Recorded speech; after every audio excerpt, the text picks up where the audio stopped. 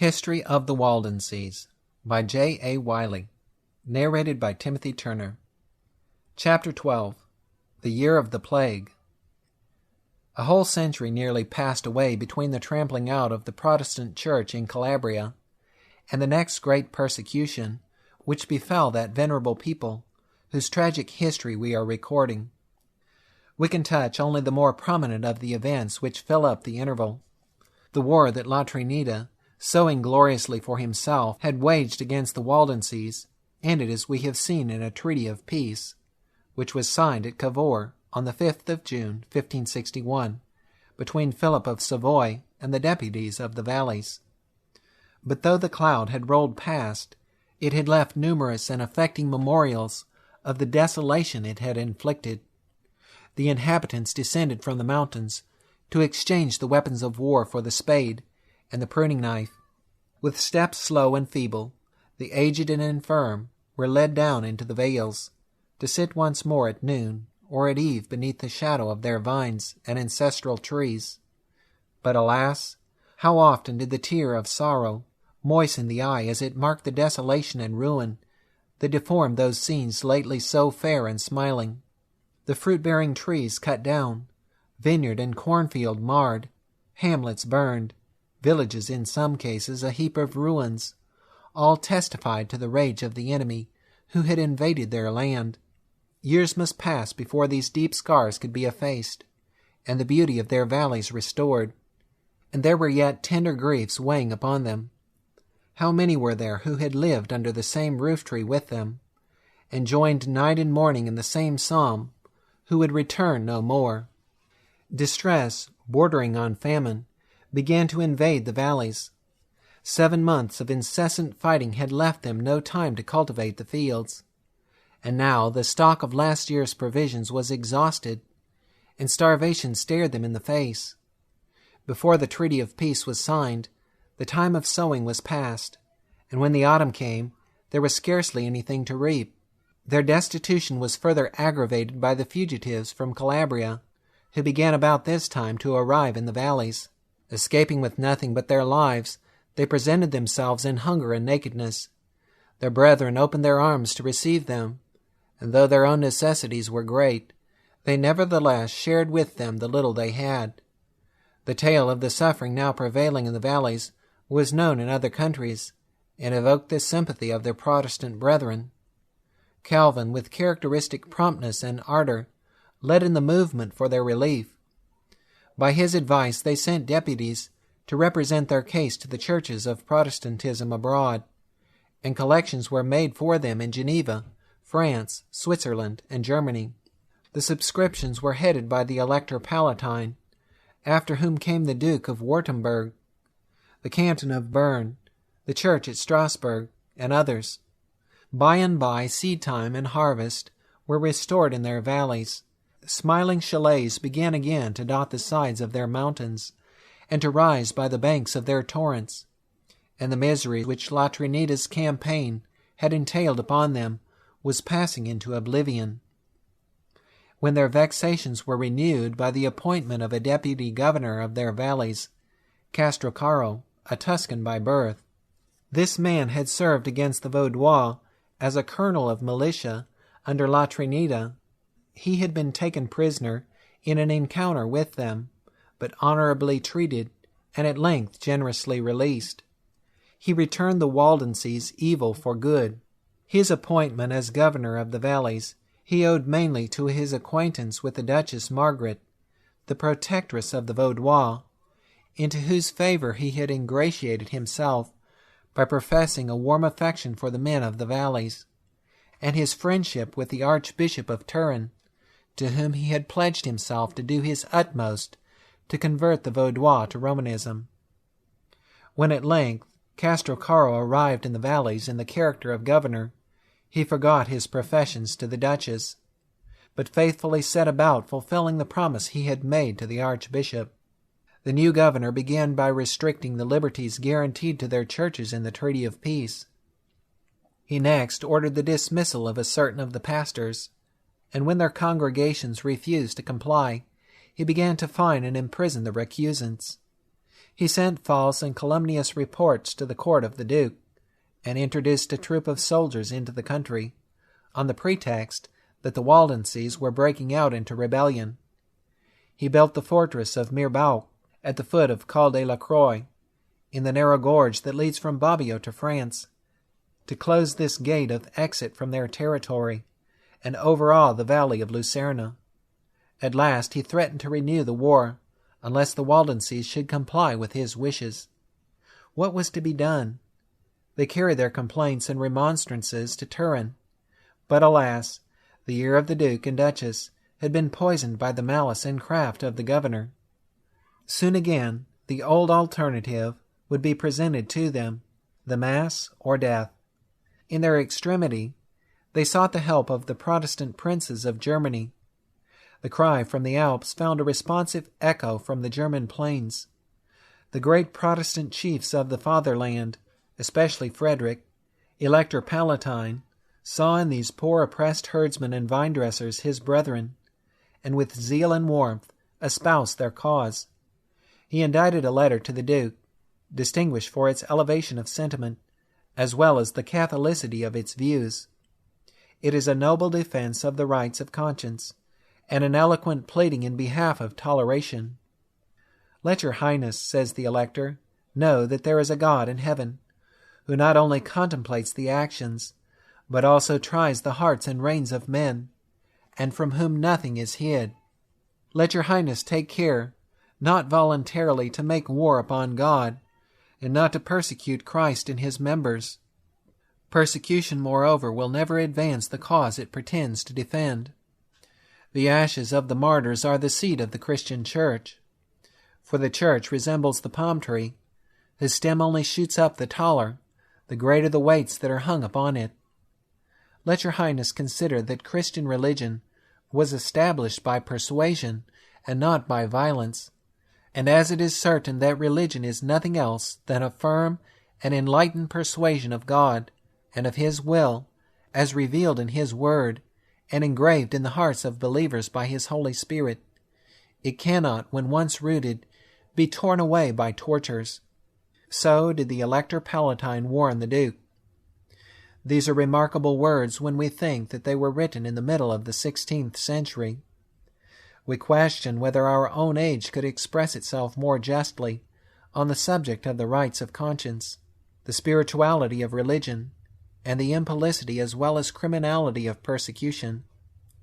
We sometimes apologize for the cruel deeds of Spain and France on the ground of the intolerance and blindness of the age. But 6 years before the St. Bartholomew massacre was enacted, this great voice had been raised in Christendom for toleration. What effect this letter had upon the Duke we do not certainly know.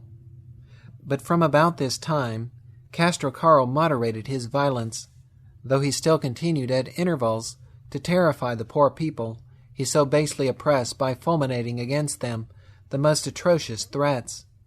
On the death of Emmanuel Philibert in 1580, the villainy of the governor came to light.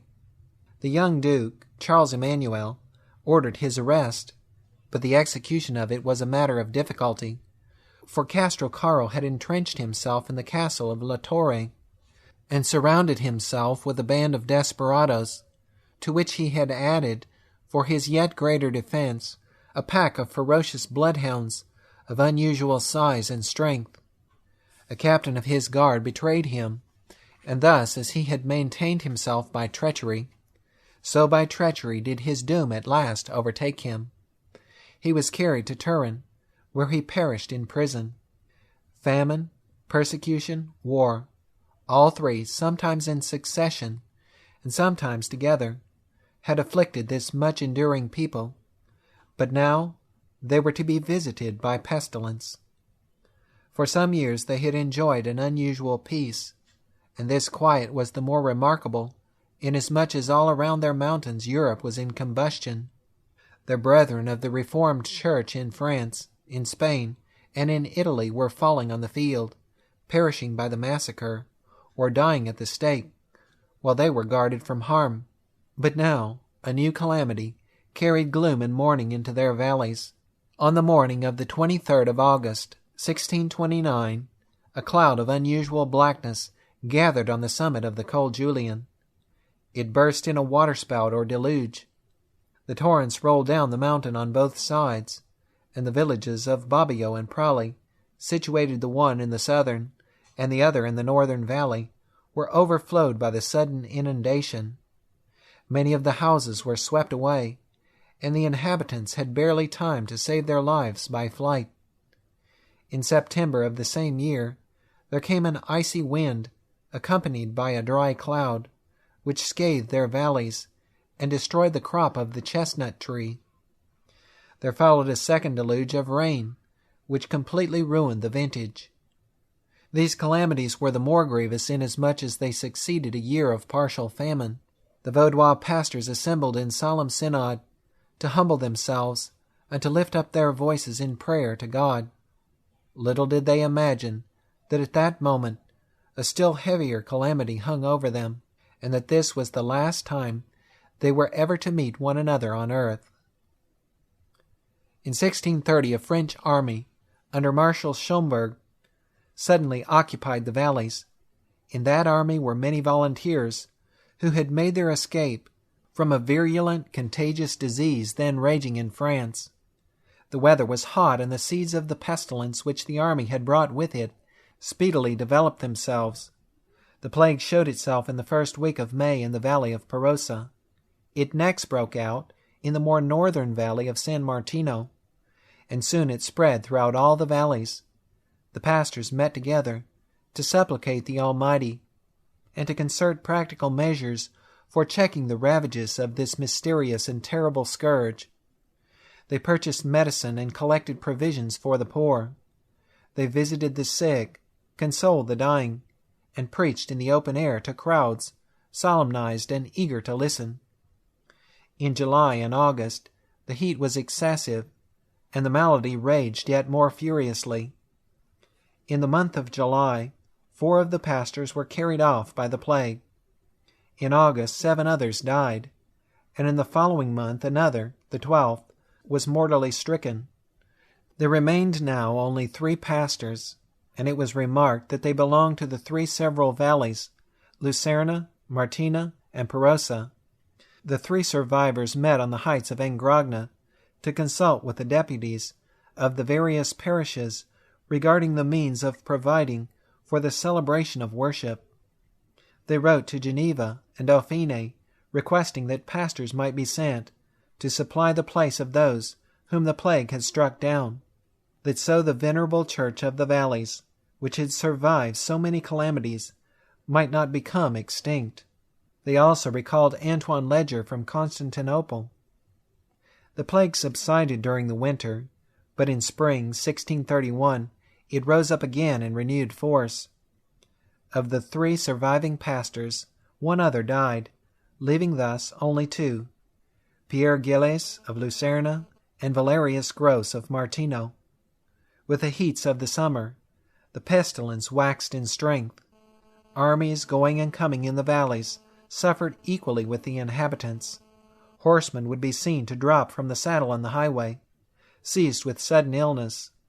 Soldiers and settlers, struck in bypaths, lay there infecting the air with their corpses. In La Torre alone, 50 families became extinct.